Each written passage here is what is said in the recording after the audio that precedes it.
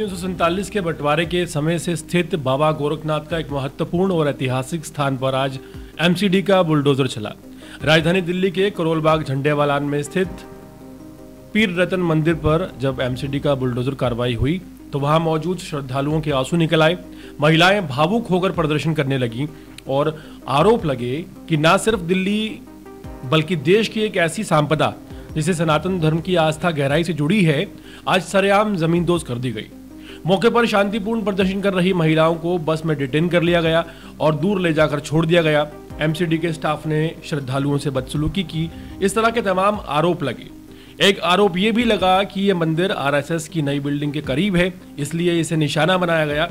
प्रदर्शनकारियों ने कहा कि एमसीडी बाईपोल इलेक्शन से 12 घंटे पहले यह कार्रवाई एक चुनावी स्टंट भी हो सकती है।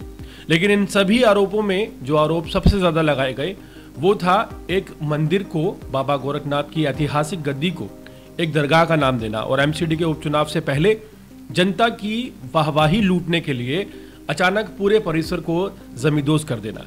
दिल्ली के करोल बाग झंडेवालान इलाके में 1947 के समय से मौजूद बाबा रतन नाथ के ऐतिहासिक मंदिर दरगाह परिसर पर शुक्रवार सुबह एमसीडी की बुलडोजर कार्रवाई के बाद पूरे क्षेत्र में तनाव और आक्रोश का माहौल बन गया।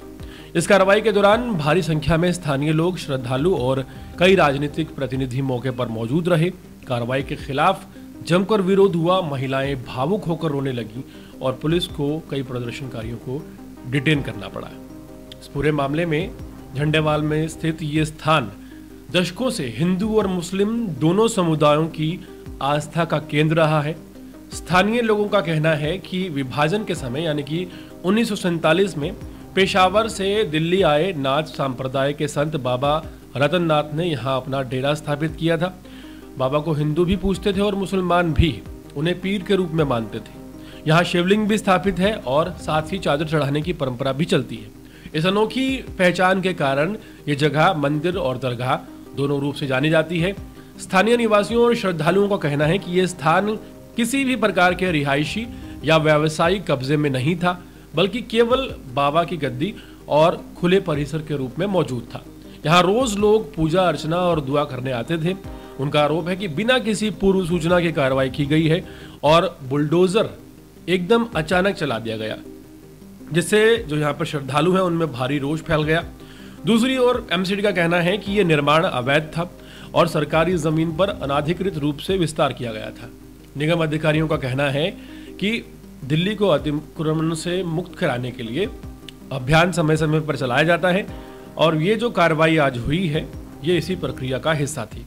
प्रशासन का दावा है कि अगर ऐसे निर्माणों को समय रहते नहीं हटाया गया तो दिल्ली में अतिक्रमण और अव्यवस्था और ज्यादा बढ़ जाएगी। ये एमसीडी का पक्ष है, लेकिन इस कार्रवाई को लेकर कई तरह के आरोप भी सामने आए हैं।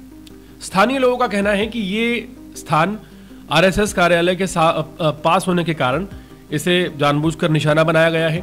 कुछ प्रदर्शनकारियों ने आरोप लगाया कि एमसीडी का ये कदम उपचुनाव से कुछ दिन पहले केवल राजनीतिक लाभ देने और जनता के बीच अपनी सक्रियता दिखाने का एक प्रयास है। वहीं कुछ लोगों का कहना है कि बुलडोजर कार्रवाई के दौरान श्रद्धालुओं के साथ एमसीडी के स्टाफ ने बदसलूकी की और लोगों को जबरदस्ती हटाया गया। मौके पर जब कार्रवाई शुरू हुई तो बड़ी संख्या में महिलाएं और बुजुर्ग विरोध में खड़े हो गए। कई महिलाएं फपक फक कर रोने लगीं और पुलिस के सामने हाथ जोड़कर कार्रवाई रोकने की गुहार लगाती रहीं। कई श्रद्धालु लगातार कहते रहे कि 70 साल से यह स्थान यहाँ है, इसे अचानक अवैध क्यों बताया जा रहा है। स्थिति उस समय और ज्यादा तनावपूर्ण हो गई जब आम आदमी पार्टी के करोल बाग विधायक विशेष रवि मौके पर पहुंचे। पुलिस ने उन्हें डिटेन कर लिया। इसके बाद राजनीतिक आरोप प्रत्यारोप और तेज हो गए। आम आदमी पार्टी के एमसीडी और प्रशासन पर धार्मिक भावनाओं को ठेस पहुंचाने के गंभीर आरोप लगाए। जबकि बीजेपी का कहना है कि ये कार्रवाई जो है पूरी तरह से कानूनी है और किसी भी अवैध निर्माण को हटाना एमसीडी की एक जिम्मेदारी बनती है। बाबा रतन नाथ की पहचान और इतिहास भी इस विवाद में एक महत्वपूर्ण हिस्सा है। जानकार बताते हैं कि विभाजन के समय बाबा रतन नाथ पेशावर से दिल्ली आए थे और उन्हें यहाँ हिंदू मुस्लिम एकता के प्रतीक के रूप में ये जगह स्थापित की थी।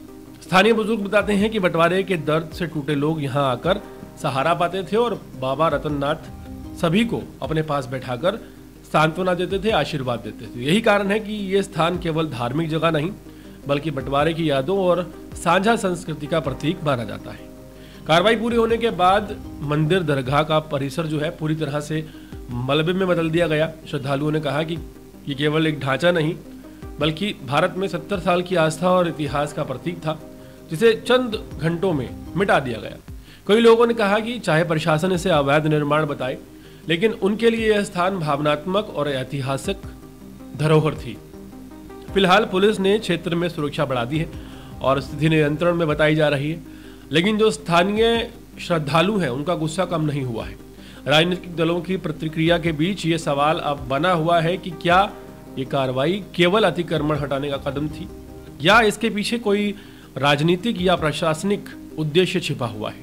मामले ने एक बार फिर दिल्ली में अतिक्रमण, धार्मिक स्थलों और राजनीति के बीच खींचातान को सुर्खियों में ला दिया है। अब लोग ये देखना होगा कि क्या श्रद्धालुओं की शिकायत पर कोई जांच होगी या मामला समय के साथ ठंडे बस्ते में चला जाएगा।